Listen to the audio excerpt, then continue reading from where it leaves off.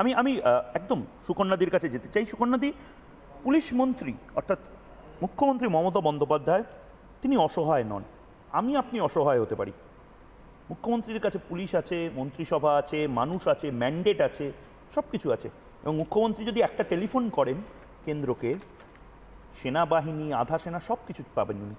তারপরেও উনি চাইছেন যে চুরি বন্ধ হোক, উনি চাইছেন দুর্নীতি বন্ধ হোক, উনি এগুলো বন্ধ করতে পারছেন না। আসলে কি পুরোটাই লোক দেখানো? ময়ূক, কোনোটাই লোক দেখানো নয়। মমতা বন্দ্যোপাধ্যায় এটা চাইছেন, তবে আমাদের দাদা জিতেনদা যেটা বললেন এইমাত্র, যে কাউন্সিলর বা এমএলএ এমপি কীভাবে হয়, উনি যে বিশ্লেষণটা এইমাত্র করলেন, সেটা আমার থেকে বোধহয় উনি অনেক ভালো বলতে পারবেন। কেন, উনি তো এককালে তৃণমূল দলের কাউন্সিলর, সেখান থেকে মেয়র ছিলেন। এবার উনি কিভাবে ওখানে এসছেন সেটা আমি বলতে পারবো না, ওটা ওনার অভিজ্ঞতায় উনি বললেন। যাই হোক, তবে মমতা বন্দ্যোপাধ্যায়ের কাছে পুলিশ আছে, উনি মন্ত্রী, ওনার সেই সদিচ্ছা আছে বলেই উনি সবার সামনে ডেকে সমস্ত লোকের নাম করে করে বলেছেন যে এই কাজগুলো করো না। আমি একটাই কথা বলছি, 1 বছর 2 বছর আগেও আমি সেই বাইটগুলো চালালাম যেখানে মমতা বন্দ্যোপাধ্যায় একই কথা বলেছিলেন, এবং সেই সমস্ত লোককে বিভিন্ন সময় টিকিটও দেওয়া হয়নি। এবার দেখুন দলের মধ্যে যে রণকৌশলটা নেওয়া হবে বা রণনীতি নেওয়া হবে বা কাকে কিভাবে সরানো হবে, কাকে কিভাবে শাস্তি দেওয়া হবে, সেটা সম্পূর্ণ দলের ব্যাপার। মমতা বন্দ্যোপাধ্যায় আগামী দিনে আপনারা দেখবেন, ফিরহাদ হাকিম, ববি হাকিমের নামে ওপেনলি বলা হচ্ছে যে ববি হাকিম বসিয়েছে। পোর্ট ট্রাস্টের জমিতে কে বসিয়েছে? কে কি বলছে? পোর্ট ট্রাস্টের জমিতে কারণ বসানোর সাহস আছে? ববি হাকিমের কাছে আমাকে বলুন, আপনি একজন আইনজীবী হিসেবে পোর্ট ট্রাস্টের জমিতে কালকে লাইন দিয়ে একটা কলোনি বানিয়ে দিতে পারবেন? কেন ববি হাকিম ওখানে বসাতে যাবে? নিজেরা বসে পড়েছে, দেখছেন না? নিজেরা বসে পড়েছে। দেখছেন না এক একটা ফুটপাতে হকারদের যেরকম কাউকে 50 স্কয়ার ফিট, কাউকে 100 স্কয়ার ফিট করে দেওয়ার পরেও সেইটুকু জায়গা নিয়ে তোমরা থাকো না। আবার আপনাদের দলেরই অনেকের বিরুদ্ধে স্কয়ার ফুটের টাকা নেওয়ার অভিযোগ ওঠে। দিদি, আপনাদের দলের বিরুদ্ধেও তো অনেকের স্কয়ার ফুটের টাকা নেওয়ার অভিযোগ ওঠে। সেইখানে মমতা বন্দ্যোপাধ্যায় বলেছে যে এইভাবে জবরদখল করে করা যাবে না। আরে কি মুশকিল, জবরদখল শুধু নয়, আমি তো শোনালাম মাছ তরকারি খেয়ে কি সন্তুষ্ট থাকা যাচ্ছে না? মাছ তরকারি খেয়ে কি সন্তুষ্ট থাকা যাচ্ছে না? কেন বলছেন বাবা? থাকবে কি থাকবে না? দেখুন, আমি মাংস ভাতে সন্তুষ্ট হব কি, আমি একটু পাস্তায় সন্তুষ্ট হব কি, আমি বাতাসায় সন্তুষ্ট হব, না এবার খুঁজে জহর কয়লা, বালি, পাথর, মিড ডে মিলের ডিম দরকার পড়ে যায়, সেটা আমার দল আমাকে কখনো প্রোভাইড করবে না। এবং সেই ধরনের লোকেদের তৃণমূল কংগ্রেস নেত্রী আমাদের বলেছে তৃণমূল কংগ্রেস কি চাকরি খায়? ব্যালট পেপার খায়, আমি দেখেছি। তৃণমূল কংগ্রেস চাকরি খায় না বলেই হকারদের প্রতি মমতা বন্দ্যোপাধ্যায়ের এই সিম্প্যাথি আছে। সিম্প্যাথি কোথায়? তৃণমূল কংগ্রেস সিম্প্যাথি কোথায়? আমরা লাগাতার 48 ঘন্টা ধরে কভারেজ করার পরে মমতা বন্দ্যোপাধ্যায় এই ইউটার্নটা নিয়েছেন। সুপ্রিম কোর্টের তৃণমূল কংগ্রেস লড়ছে, এটাকে কি সিম্প্যাথি বলছেন আপনি? এইখানে অযোধ্যায় যে সমস্ত গরিব মানুষদের জমি, আরে অযোধ্যা চলে গেলেন, পুরীতে চলে যাচ্ছেন, আমি নিউটাউনে থাকতে চাই। হাহাকার করছে। আরে পুরো ভারত নিয়ে আপনাকে কথা বলতে হবে। দেখুন, অযোধ্যায় বিজেপি পরাজিত হয়েছে, আপনারা কি সেই আশঙ্কা করছেন? আমার একটা সিম্পল ছোট্ট একটা প্রশ্ন, যে যেভাবে রাজ্য সরকারের জমির উপর যারা বসেছে অবৈধভাবে তাদেরকে সরানো হচ্ছে, ঠিক একইভাবে মমতা বন্দ্যোপাধ্যায় বা তৃণমূল কংগ্রেস কি এটা বলবে যে রেলের জমিতে যারা বসে আছে তাদেরকে উচ্ছেদ করা হোক? একটা সিম্পল একটা প্রশ্ন, যে রেল এই একই উচ্ছেদ যদি রেল করতে যায়, একই উচ্ছেদ যদি চেষ্টা করে দেখুন, না একই উচ্ছেদ যদি রেল করতে যায়, রেল উচ্ছেদ করতে গেলে তখন পুলিশ যাওয়া হয় না। রেল উচ্ছেদ করতে গেলে তখন পুলিশ হেল্প করে না, তখন পুলিশ তুলে নেওয়া হয়, তখন পুলিশ তুলে নেওয়া হয়। পুলিশ কি করছে? কত টাকা খেয়েছে? বেশ আমি বুঝলাম। আমি বাকি দুজন যারা বিশেষজ্ঞ রয়েছেন তাদের কাছে যাই, একদম কাটাছেড়া করার পালা শুরু হয়ে গেছে। অনেকেই আছে। হীরের ডালনা সোনার চচ্চড়ি রান্না করেন যারা, সেরকম রাঁধুনিও নিশ্চয়ই আছে। আমি অরিত্রর কাছে ঠিক এই জায়গা থেকে যাচ্ছি। অরিত্র, আবারও একই কথা, আমি অন্য কিচ্ছুতে যেতে চাই না আজকে, একদম পিন পয়েন্টে গিয়ে আমি আলোচনা করতে চাই, কাটাছেড়া করতে চাই যে মমতা বন্দ্যোপাধ্যায় কি অসহায়? মমতা বন্দ্যোপাধ্যায় লাগাতার একজন বরিষ্ঠ রাজনীতিবিদ, লাগাতার 1 বছর 2 বছর ধরে আজও সেই একই কথা বলে গেলেন। কত লোভ করবেন, কত লোভ? উনি সব জানেন, উনি জানেন যে কে ঘুষ নিচ্ছে, উনি জানেন যে কে তোলাবাজি করছে। তারপরেও যদি উনি কোনো অ্যাকশন না নেন, তাহলে কি ধরে নিতে হবে যে ওনার প্রচ্ছন্ন মদত রয়েছে? দেখুন, একটা এত বড় সংগঠন, সেই সংগঠনের হায়ার অ্যাডমিনিস্ট্রেশন থেকে যদি কোনো সম্মতি না থাকে, তার ভবিষ্যৎটা শেখ শাহজাহান হয়, ঠিক আছে? ফলে ঘটনা হচ্ছে দিনের পর দিন যে তোলাবাজিগুলো চলেছে হচ্ছে এই সবগুলোই অবশ্যই সিনিয়র অ্যাডমিনিস্ট্রেশনের কাছে সেই খবর থাকে।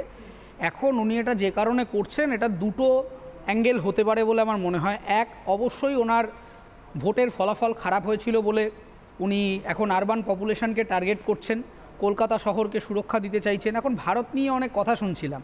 আচ্ছা, ভারতবর্ষর মানে যদি হকাট বা উদ্বাস্তু বা বস্তি বলে যে মানুষগুলোকে আপনারা অ্যাড্রেস করছেন যে তারা নাকি জবরদখল করে নিচ্ছে, তারা কি ভারতীয় নন? এই বিষয়ে সুপ্রিম কোর্ট এমনকি 1990 সালে ল কমিশন অফ ইন্ডিয়ার ক্লিয়ার গাইডলাইন রয়েছে, এমনকি বিখ্যাত landmark judgment Olga Tellis versus state of Bombay 1985 আপনারা যদি দেখেন, সেখানে বারংবার সুপ্রিম কোর্ট আর্টিকেল 19, আর্টিকেল 21 এবং পরবর্তী ক্ষেত্রে মাদুরাইতেও right to shelter, right to life, right to food, এইগুলো নিয়ে বারবার কথা বলেছেন। এখন ঘটনা হচ্ছে যে এই জায়গাগুলোয় এই মুখ্যমন্ত্রী একটা কথা বললেন যে কোনো কাউন্সিলর যদি ওখানে বসায় লোক, তাহলে কাউন্সিলর অ্যারেস্টেড হয়ে যাবেন। সম্পূর্ণ এগুলো একটা ভাঁওতাবাজি, এরকমভাবে কোনো কাউন্সিলরকে অ্যারেস্ট করা যায় না। ফলে দেখুন, এখানে পুরো অঙ্কটাই হচ্ছে, আমার যেটা প্রেডিকশন যেটা হবে, প্রথমে একটা সিভিল আনরেস্ট তৈরি করার চেষ্টা করা হচ্ছে। এই যে যাদেরকে উদ্বাস্তু বলা হচ্ছে, বাইরে থেকে চলে আসা হচ্ছে, এই উদ্বাস্তু নিয়ে এত ওনার প্রবলেম, কিন্তু সিএএ উনি ইমপ্লিমেন্ট হতে দেন না। যাই হোক, সেটা ওনার ব্যক্তিগত ব্যাপার। এবার ঘটনা হচ্ছে যে প্রথমে এদের মধ্যে একটা ঝামেলা লাগিয়ে দেওয়া হবে, এদের বাড়িঘর ভেঙে দেওয়া হবে, এদের ব্যবসাপাতি সমস্ত তুলে দেওয়া হবে। তারপরে কিছুদিন বাদে দেখবেন যে একটা প্রকল্প নিয়ে আসা হবে। সেই প্রকল্পটা নিয়ে এসে বলা হবে যে দেখুন, তৃণমূল কংগ্রেসের পক্ষ থেকে আমরা একটা নতুন প্রকল্প আনলাম, এনে আমরা আপনাদের একটা থাকার ব্যবস্থা করবো, মানে সোজা ব্যাপার একটা রিহ্যাবিলিটেশন প্রোগ্রাম টাইপের করা হবে। এবং সেইটা যখন আবার আপনি এই হকাররা করতে যাবে, তখন আবার সেখানে একটা করাপশান হবে। সেখান থেকে ফর্ম ফিল আপের নামে এই নেতার পা ধরো, অমুক কাউন্সিলরের পা ধরো, তমুক পঞ্চায়েত প্রধানের পা ধরো ধরে সেখান থেকে টাকা নেওয়া হবে। তার মানে বেসিক্যালি প্রথমে উনি আরবান পপুলেশনকে টার্গেট করছেন, সেই জায়গাগুলোকে ধরে উনি রিফর্মের নামে ওখান থেকে আবার একটা রুপ হোলস তৈরি করছেন কীভাবে উনি ইনকাম করতে পারেন। এই যে এত এনক্রোচমেন্ট নিয়ে কথা হচ্ছে, অদ্ভুত অদ্ভুত কথা বলেছেন উনি সেদিন। বলেছেন যে এই যে বিভিন্ন জায়গায় বেআইনি ফ্ল্যাট ট্যাট তৈরি হয়ে যাচ্ছে, তাহলে যারা পজেস করছেন তাদেরকে দিয়ে এফিডেভিট করিয়ে নিন যে তারা যদি ওর মধ্যে ঢোকে তাহলে সরকার, মানে যদি ভেঙে পড়ে তাহলে সরকার দায় নেবে না। তাহলে সরকার রেখেছি কেন আমরা? সরকার ব্যবস্থাটা তুলে দিই। সরকারের কাজ কি এসি ঘরে বসে নবান্নে মিটিং মিছিল করা? কি ঠিক কথাটা কি? রেজিস্ট্রেশনটা হচ্ছে কি করে? ফ্ল্যাটটা উঠছে কি করে? আপনি ছোট করে বলেন, বলুন না, আপনি বলুন, আপনারা দুজন আপনি বলুন, বলো শেষ করো। না না, আপনি বলুন, ফ্ল্যাটটা হচ্ছে কি করে? এই মুহূর্তে রয়েছে আমার, ফ্ল্যাটটা হচ্ছে কি করে? ফ্ল্যাটটা হচ্ছে বেআইনি, সেটা উনি বলছেন। যেখানে যেখানে বেআইনি ফ্ল্যাট হচ্ছে এবং যারা পজেস করছে তাদের সম্পূর্ণ দায়। সেইখানে কোনো রকম মিউটেশন বা রেজিস্ট্রেশন পজিশন যারা করছে তারা সম্পূর্ণ তাদের নিজস্ব দায়িত্ব। তারা কি আইএসএফ এর লোক? আরে তারা কি সিপিএম এর থেকে রেজিস্ট্রেশন নিচ্ছে? সিপিএম তোলা তুলছে, তখন সেই কারো দায়িত্ব নেই এবং সুকন্যাদি তোলাকে তুলছে, সুকন্যাদি ঘুষ নিচ্ছে। শুনুন, না না, আপনি একজন আইনজীবী তো শুনুন, এবার শুনুন একটা কথা শুনুন। আর হকারদের নিয়ে যে কথাটা বলছো পুনর্গঠন, না সুকন্যাদি বিল্ডিং বিভাগের দায়িত্ব থেকে, সুকন্যাদি বিল্ডিং বিভাগের দায়িত্ব থেকে, কলকাতা কর্পোরেশনের বিল্ডিং বিভাগ, মমতা বন্দ্যোপাধ্যায় বিল্ডিং বিভাগের দায়িত্ব, সুকন্যাদি বিল্ডিং বিভাগের দায়িত্ব থেকে, না কলকাতা কর্পোরেশনের বিল্ডিং বিভাগের দায়িত্বে আছে ফিরহাদ হাকিম। ঠিক আছে, যা খুশি। আচ্ছা, ক্লাইমেট চেঞ্জ নিয়ে ঠিক আছে হয়েছে তো? আচ্ছা, দুর্দান্ত দুর্ধর্ষ মেয়র। এবার শুনুন, এই মেয়র 2018 সালে একটা ওয়েস্ট বেঙ্গল হকারদের জন্য রুল তৈরি হয়েছিল, এক্সিকিউট হয়নি কেন? ইয়েলো লাইন পলিসি, শুনুন, yellow line policy 1/3 rule, Kolkata কর্পোরেশনের রুল ফলোড হয়নি কেন? আচ্ছা, 2017 থেকে 20 ওয়েস্ট বেঙ্গল গভর্নমেন্টে ক্লাইমেট চেঞ্জের হ্যান্ডবুক রয়েছে, আইএএসরা পাস করেছিল, একটাও ফলোড হয়নি কেন? এনজিএলটি, ন্যাশনাল গ্রিন ট্রাইব্যুনাল, তারা কলকাতা এবং হাওড়ার মধ্যে দিয়ে বয়ে যাওয়া গঙ্গাকে 100% পলিউটেড ঘোষণা করেছিল, তাও সেখান থেকে জল নিয়ে এই ব্যবসাগুলো হচ্ছে। কে দেখবে? সরকারের দায়িত্বটা কি? একটা বাড়ি উঠে গেল, বাড়িতে আমি পজেস করলাম, সেই দায় আমার? একজন নাগরিক হাতুড়ি ছেনি নিয়ে বাড়ি ভাঙতে যাবেন? আচ্ছা ধরুন আমি একটা কর্পোরেশনের বিল্ডিং ডিপার্টমেন্ট থেকে এবং পুলিশের আরে বিল্ডিং ডিপার্টমেন্টের মাথায় কে আছে? আরে হচ্ছে কেন? ধরুন আমি একটা খাবার কিনে খেলাম, বাজারে একটা প্রোডাক্ট এসেছে, খাবার কিনে খেলাম, বিষক্রিয়ায় মরে গেলাম, গভর্নমেন্ট দায়িত্ব নেবে না? আচ্ছা কেন গভর্নমেন্ট দায়িত্ব নেবে? কি নেবে? গভর্নমেন্টের দায়িত্বটা কি? গভর্নমেন্টের দায়িত্বটা কি? দায়িত্ব তাদের, এবং বাড়িটা ওঠাটা গভর্নমেন্টের দায়িত্ব না? আমি এখানে চাইলে বাড়ি তুলে ফেলতে পারি? আমি এখানে রিপাবলিক বাংলা স্টুডিওর জমিতে বাড়ি তুলে ফেলতে পারি? গভর্নমেন্টের দায়িত্বটা কি? গভর্নমেন্টের স্কোপ অফ সার্ভিসটা কি? পশ্চিমবঙ্গ সরকারের স্কোপ অফ সার্ভিসটা কি? লেজিসলেটিভ না না, আপনি কর্পোরেশন একটা পড়েছেন, স্কোপ অফ সার্ভিসটা কি বলুন? সবকিছু পড়ে চলে এসছে, আর কেউ তাহলে তুলছেন কেন? আর্টিকেল 19 ভায়োলেট করছেন কেন? তুলছেন কেন? রাইট টু শেল্টার ভায়োলেট করছেন কেন? রিহ্যাবিলিটেশন প্রোগ্রাম কোথায়? কাদেরকে তুলছেন? কেন ভাঙছেন তাদেরকে? বসিয়েছেন কেন? কাদেরকে তুলছেন? সাধারণ মানুষের right to life, right to live কখনই সেখানে ভায়োলেট ভায়োলেট হচ্ছে না। আপনি সুপ্রিম কোর্টের ল্যান্ডমার্ক জাজমেন্টটা পড়ে আসুন। আপনি বম্বে ভার্সেস অলগাটালি সুপ্রিম কোর্টের গানটা পড়ে আসুন। এই লোকগুলো যাবে কোথায়? হকার যাবে কোথায়? হকার যাবে কোথায়? রিহ্যাবিলিটেশন প্রোগ্রাম কোথায়?